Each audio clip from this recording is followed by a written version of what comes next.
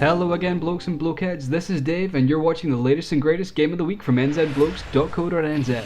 This week, we're jumping back into a time warp and revisiting 2006, but not really, because it looks super modern and stuff, with this week's release of Gears of War Ultimate Edition. Available now on Xbox One and slated for release on Windows 10 in the near future, this tale of bromance in a world overrun by an army of weird and freaky beings called the Locust will bring a nostalgic tear to any mid-2000 gamer's eye. Unless you only played PlayStation, in which case you probably won't care. This redux of the original game has been carried out by a new gaming house comprised of many of the original game's dev team, and it shows.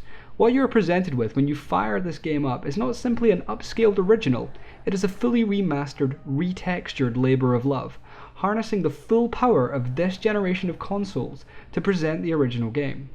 If you have played the original, this remastered version respectfully flatters your memories of that game, and welcomes a new audience of the franchise into the story arc by retelling the first tale of Marcus Phoenix and his wisecracking, romantically involved Delta Squad buddies as they battle their way through this game's setting. I did play the original, way back in 2006, and I enjoyed the single player campaign. As I've just mentioned, it's basically a cliche of a parody of a war movie shone through the lens of a horror movie, but it tells a story, and does so entertainingly.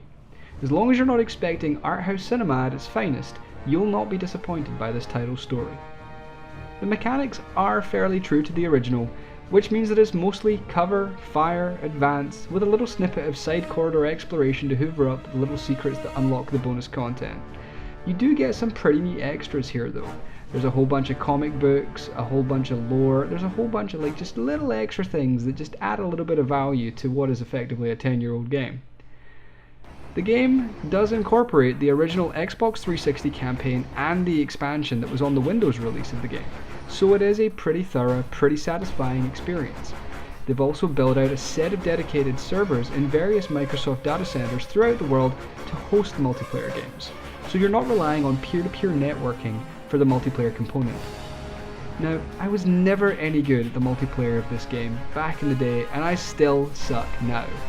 Whilst it isn't my cup of tea, I can certainly see that they've improved both the capacity and the game modes from the original. You can now embark upon 4 versus 4 matches instead of the original 2v2 for Team Deathmatch, and there's plenty of maps and modes. So, how does a modern take on a classic Xbox release stack up?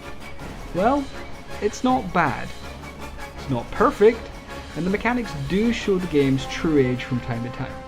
But what shines through most for me is the quality of the remaster by the developers. It flatters your memory of the original game, or allows you to jump in without realizing that this game is approaching a decade in age, which in gaming terms, brilliant work Dave, is a lifetime. For me, this is a solid 7 out of 10. Thanks for listening, blokes. This has been Dave.